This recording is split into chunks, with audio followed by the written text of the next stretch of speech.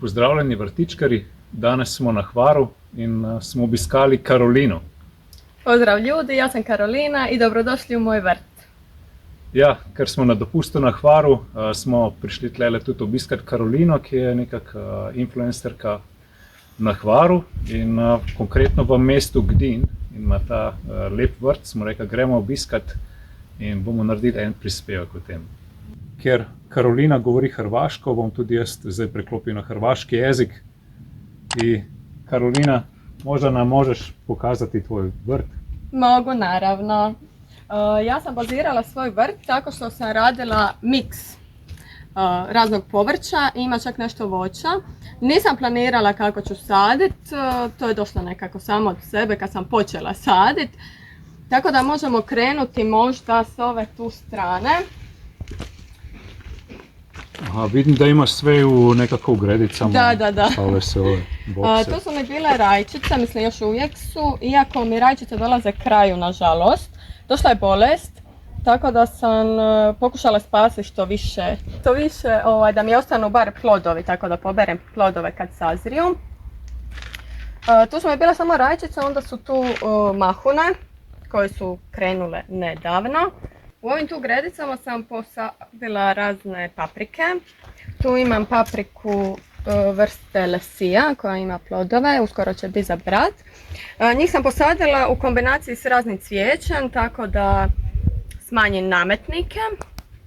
U ovoj tu gredici su mi bile rajčice, koje više nisu nažalost jer sam ih čupala zbog bolesti, ali su ostale peruanske jagode i trebalo bi biti nešto ploda.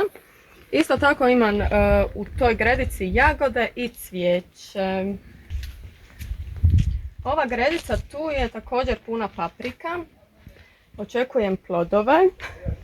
I bila je jedna rajčica koju sam ostavila, isto se razbolila. Ostavila sam je jer je u stvari dosta ploda na njoj pa mi je žao bilo iščupat. I Karolina, vidim da si nekako sadila sve u ove bokse, imaš kod te visoke gredice. Da. Ima neki razlog za to? Odlučila sam se za visoke gredice da bi mi bilo lakše održavati vrt. Ta odluka je došla prije možda pola godine kad sam i počela raditi ovaj svoj vrt. U stvari je relativno nov vrt. Lakše je održavati što se tiče čupanja trave. Kad zalijem, vlaga se dosta duže zadržava i izgleda ljepše. U ovoj gredici tu sam posadila na primjer tomatilo kojeg nisam kombinirala s ničim osim cvijeća i pokazalo se jako dobro.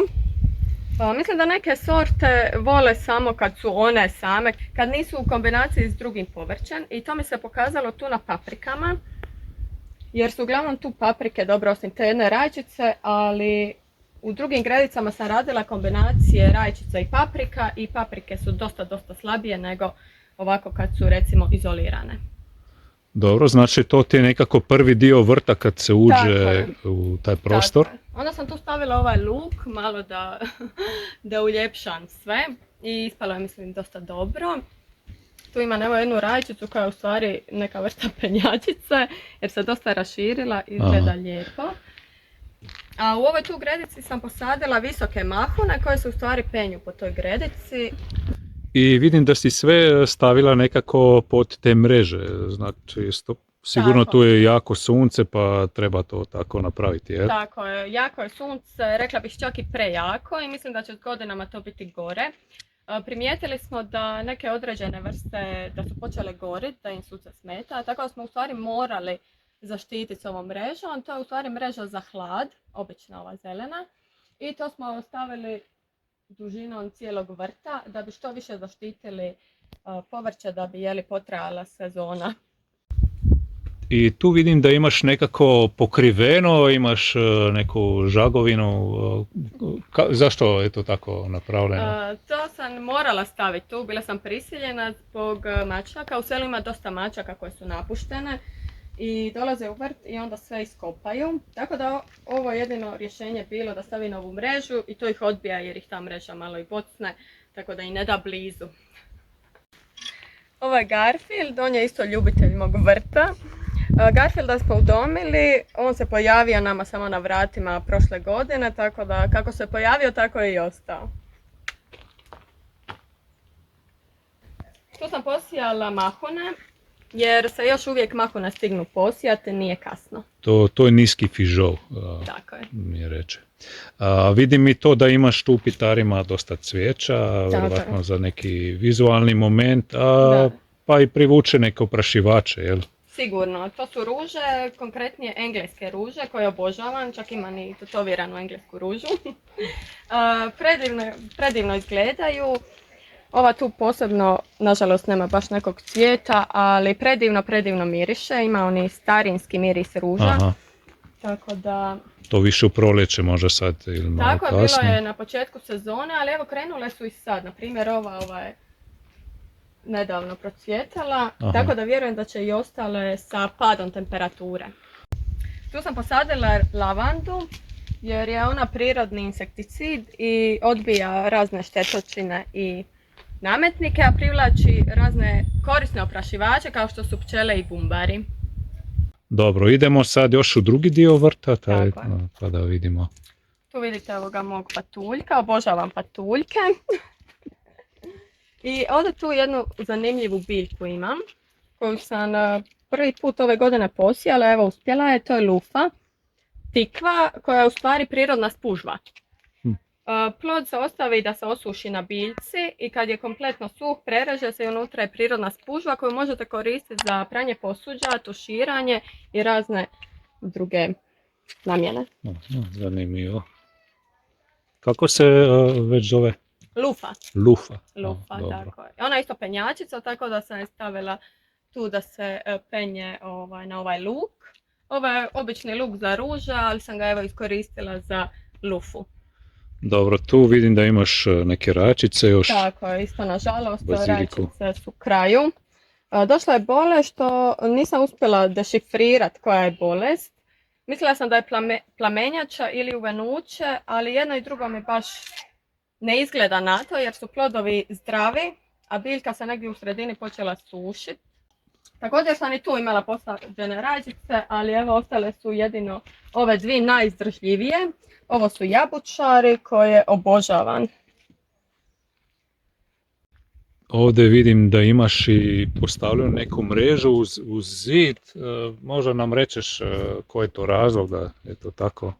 Tu sam posadila krastavce koje sam zamislila da će se penjati po toj mreži i to je izgledalo dobro dok više nije.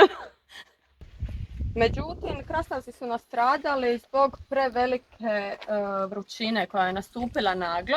U međuvremenu je pala jedna kiša što je dovelo do razvoja bolesti i nisu se razvili kako treba. I ove godine bilo je baš vruće, prije 2-3 tjedna. Bile su grozne vrućine i čak je bilo 2-3 toplinska vala, bile su temperature blizu 40, tako ne i više. Tako da je u stvari dosta izazovna sezona.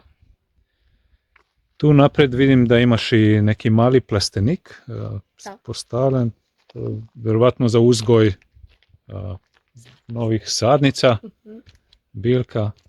Tako je, to je moj staklenik. Od milja ga zovem staklenik, u stvari je plastenik jer nije pravo staklo.